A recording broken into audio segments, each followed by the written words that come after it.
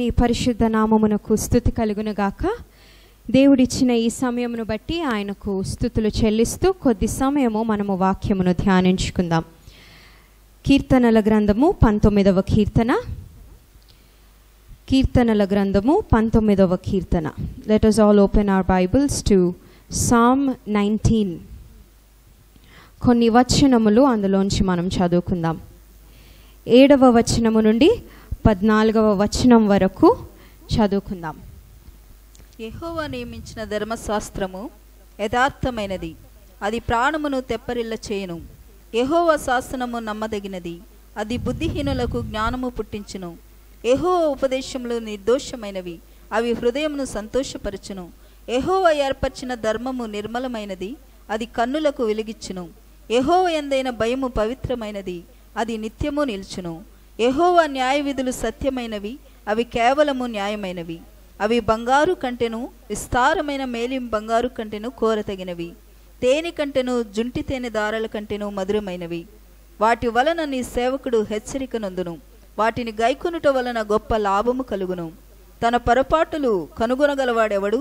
నేను రహస్యంగా చేసిన తప్పులు క్షమించి నన్ను నిర్దోషినిగా తీర్చుము. దురభిమాన పాపములలో పడకుండా నీ సేవకుని ఆపుము, వాటిని నన్ను ఏలనీయకుము. అప్పుడు నేను యథార్థవంతుడనై అధిక ద్రోహము చేయకుండా నిందారహితుడనగుదును. యెహోవా నా ఆశ్రయదుర్గమా, నా విమోచకుడా, నా నోటి మాటలను నా హృదయ ధ్యానమును నీ దృష్టికి అంగీకారములగునుగాక. ఆమేన్. చిన్న ప్రార్థన చేసుకుందాం.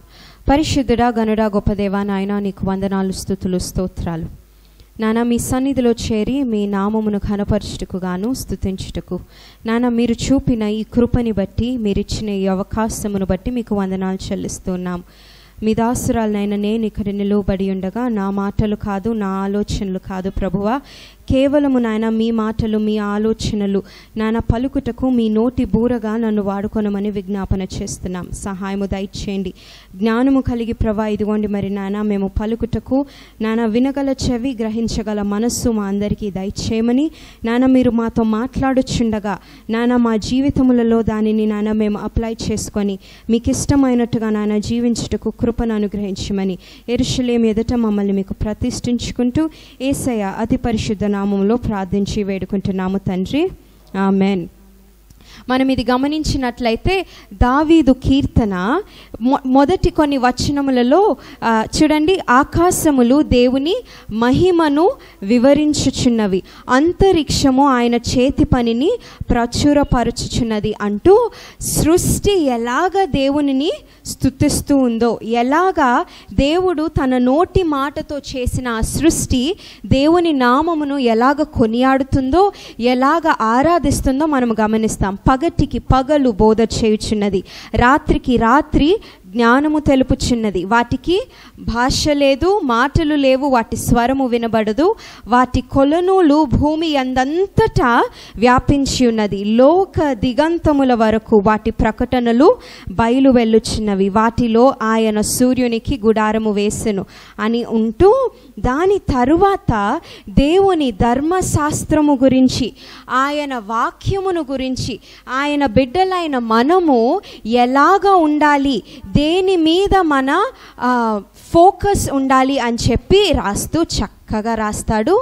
యెహోవా నియమించిన ధర్మశాస్త్రము యథార్థమైనది అంటే దాంట్లో ఏమీ తప్పు లేదు. Even if you try to find mistakes, దేవుని వాక్యములో ఎటువంటి దోషము అన్నది మనకి కనపడదు. యెహోవా నియమించిన ధర్మశాస్త్రము యథార్థమైనది. అది ఏం చేస్తుందంట? ప్రాణమును తెప్పరిల్ల చేయును.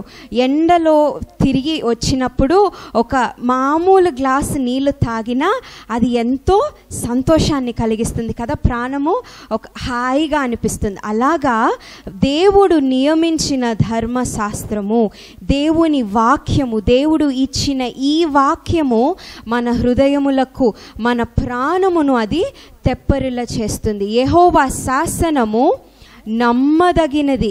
ఎటువంటిదండి దేవుని శాసనము? నమ్మదగినది. It is faith filled word of God. మనము క్రైస్తవులుగా, మనము దేవుని బిడ్డలుగా, మనము ఆయనను నమ్ముకున్న వారిగా ఉన్నప్పుడు మన ఆలోచన, మన మనస్సు దేని మీద ఉండాలి? ఆయన వాక్యము మీద. ఎందుకు అనంటే ఆయన వాక్యము నమ్మదగిన వాక్యము. ఆయన మాట ఒక్కసారి దేవుడు పలికాడు అని అంటే అది నెరవేర్చి తీరుతాడు. అది నమ్మకమైన వాక్యము. అది ఏం చేస్తుంది? బుద్ధిహీనులకు జ్ఞానము పుట్టించును. జ్ఞానమునిచ్చు వాక్యము దేవుని వాక్యము. నాకు జ్ఞానము లేదు, నాకు ఆలోచన లేదు, నేను ఏది సరిగా చేయలేను అనంటే ఆలోచనను పుట్టించున్నది కూడా దేవుని వాక్యమే. ఆలోచనను దయచేయునది, సరైన మార్గమును కూడా దయచేయునది దేవుని వాక్యము అన్నది మనము ఎరగాలి. దేవుని బిడ్డలుగా మనం తెలుసుకోవాల్సింది ఏంటి అనంటే మనము ప్రతి అడుగులో కూడా, మనము వేసే ప్రతి అడుగులో, మన ప్రతి ఆలోచనలో కూడా మనము దేని మీద మన ఆధారము కలిగి ఉండాలి? మన బలము మీదనా, మన ఆస్తి మీదనా, అందము మీదనా, చదువు మీదనా? ఇవన్నీ కాదు. కొద్దిసేపు ఉంటాయి, ఆ తర్వాత అవి వెళ్ళిపోతాయి. కానీ నిరంతరము నిలుచున్నది ఏంటి? నిరంతరము ఆ స్టాండ్ ఉండేది దేనికి అనంటే దేవుని వాక్యమునకు మాత్రమే. అది ఎటువంటి వారికైనా, బుద్ధిహీనులకైనను ఏం చేస్తుంది? అది జ్ఞానమును పుట్టిస్తుంది. యెహోవా ఉపదేశములు నిర్దోషమైనవి. మొట్టమొదటిగా మనం ఏం చూసాము? యెహోవా నియమించిన ధర్మశాస్త్రము ఎటువంటిదంట? యథార్థమైనది. ఇప్పుడు మనం ఏం గమనిస్తున్నాం? యెహోవా ఉపదేశములు నిర్దోషమైనవి, దోషము లేని వాక్యము ఆయనది. అవి హృదయమును సంతోషపరచును. మన జీవితములలో సంతోషము లేనట్లయితే, లేదా దేవునిని వెంబడించక మనము మన సంతోషమును, మన రక్షణానందమును మనం పోగొట్టుకుంటున్నామేమో, తిరిగి వాక్యము లోతుల్లోకి మనము అడుగు పెట్టినట్లయితే, వాక్య మర్మములను మనము తెలుసుకున్నట్లయితే మన జీవితంలో సంతోషము అన్నది తిరిగి ఉంటుంది. యెహోవా ఏర్పరచిన ధర్మము నిర్మలమైనది, అది కన్నులకు వెలుగిచ్చును. దారి ఎటువైపు వెళ్ళాలో మనకి తెలియట్లేదేమో. ఎందుకంటే క్రైస్తవులకి ఉన్న ఒక పెద్ద ఛాలెంజ్ ఏంటి? ఈ లోకంలో మనం ఉన్నప్పుడు లోకానుసారంగా బ్రతకాలా, దేవునికి ఇష్టంగా బ్రతకాలా? దేవునికి ఇష్టంగా జీవిస్తే అనేక మంది దగ్గర మనము ఒక మాట పొందుతాం, అవునా? వేరే వాళ్ళు చూసి ఎగతాళి చేస్తారేమో, పెద్ద దిగొచ్చారు పరిశుద్ధులు అన్న మాట ఎక్కువగా యవనస్తులు కదా, we face all of this a lot. ఏంటంటే అబ్బా పెద్ద సెల్ఫ్ రైచియస్ ఇవన్నీ ఉంటూ ఉంటాయి. అలాంటప్పుడు what do you do? What should you do as a Christian? As a Bible learning person ఏం చేయాలి? వాక్యము మీద ఆధారపడాలి. ఎందుకు అనంటే అది మన కన్నులకు ఏం దయచేస్తుంది? మార్గమును వెలుగును దయచేస్తుంది. యెహోవా యందైన భయము పవిత్రమైనది. దేవుని వాక్యమును మనము నేర్చుకున్నప్పుడు, దేవుని గొప్పతనాన్ని మన జీవితంలో మనము రుచి చూచినప్పుడు, ఆయన ఎడల ఆ భయము భక్తి అన్నది ఆటోమేటిక్గా మనకు వచ్చేస్తూ ఉంటుంది. స్పెసిఫిక్గా ఏమి చేయాల్సిన అవసరం లేదు. దేవుడు మన జీవితంలో చేసిన ఒక్కొక్క మేలుని మనము నెమరు వేసుకున్నప్పుడు, వాటిని బట్టి దేవునిని మనము స్తుతించినప్పుడు, వాటిని బట్టి ఆయనను పొగిడినప్పుడు, దేవుని యందలి భయము భక్తి మన జీవితంలో మనము కలిగి ఉంటాం. కౌంట్ యువర్ బ్లెస్సింగ్స్ అని ఒక పాట ఉంటుంది. మీకు కుదిరితే మీరు ఇంటికి వెళ్ళిన తర్వాత ఆ పాట వినండి. It's a beautiful him, count your blessings. అందులో ఒక్కొక్క మాట ఎంత బాగుంటుందంటే, ఎన్ని బ్లెస్సింగ్స్ ఉన్నాయో వాటన్నిటిని బట్టి నేను ఒక్కొక్కటి కౌంట్ చేసుకుంటూ దేవా నిన్ను స్తుతిస్తాను అని. మనము ఈరోజు బ్రతికి ఉన్నాము అని అంటే అది ఎవరి గొప్పతనము? మనదా? కాదు. మనం ఊపిరి పీల్చుకుంటున్నాము అంటే అది దేవుని గొప్పతనమే. మనము ధరించుకొనుటకు మంచి వస్త్రములు కలిగి ఉన్నాము అనంటే, మనము తినుటకు ఆహారము కలిగి ఉన్నాము అనంటే, మనము త్రాగుటకు నీరు కలిగి ఉన్నాము, ఉండటానికి ఒక గృహము కలిగి ఉన్నాము. రోడ్ల మీద ఉండటం లేదు కదా, ఉండటానికి ఒక గృహాన్ని కలిగి ఉన్నాము అని అంటే అది ఎవరి గొప్పతనము? దేవుని గొప్పతనము మాత్రమే, మన గొప్పతనము కాదు, మన ఘనత కాదు. కానీ దేవుడు ఇచ్చిన ఆ కృప మనము దానిని ఎప్పటికీ మనము మరచిపోకూడదు. దేవుని న్యాయ విధులు ఎటువంటివంటే సత్యమైనవి, యథార్థమైనవి. దాని తర్వాత మనం ఏం నేర్చుకున్నాము? నిర్మలమైనవి, పవిత్రమైనవి, సత్యమైనవి. అవి కేవలము న్యాయమైనవి. ఏది న్యాయం అంటే చెప్పనా? మన పాపములను బట్టి మనము శిక్ష పొందటము న్యాయము, అవునా? మనము తప్పు చేశాము అని అనుకోండి, ఎవరు శిక్ష పొందాలి? తల్లిదండ్రులు ఉన్నారు, అనేక మంది తల్లిదండ్రులు ఉన్నారు. మీ పిల్లలు తప్పు చేశారు అనుకోండి, మీ పిల్లల్ని మీరు శిక్షిస్తారా? పక్కన వారి పిల్లల్ని శిక్షిస్తారా? మన పిల్లల్నే కదా, అది న్యాయము. కానీ మన దేవుడు ఏం చేశాడు? ఆయన బిడ్డలుగా మనం ఉన్నాము కాబట్టి మనల్ని ప్రేమించి మన ప్లేస్లో అద్వితీయ కుమారుడైన తన కుమారుడిని సిలువ మీద ప్రాణము పెట్టుటకు అక్కడ నిలువపెట్టాడు. మన కంటిలో అది న్యాయము. మన కొరకు ఆయన సిలువ మీద ప్రాణము పెట్టి ఆ త్యాగాన్ని మనము మరిచిపోయి మనకిష్టముగా బ్రతకటం ఎంతవరకు న్యాయం? దేవుని ఆజ్ఞలను మనము ప్రేమిస్తే, దేవుని ఆజ్ఞలను మనము ఇష్టపడితే అది ఎలాంటిదో తెలుసా? బంగారము కంటేనో, మేలిమి బంగారు కంటేనో అది కోరదగినది. వాక్యము చదవాలి అని అంటే చాలామందికి ఏమిటి ఇష్టం లేదు. ఎందుకు? నిద్ర వస్తుంది, అర్థము కాదు, ఆ లాంగ్వేజ్ చాలా డిఫరెంట్గా ఉంటుంది కాబట్టి నాకేం అర్థం అవ్వట్లేదు.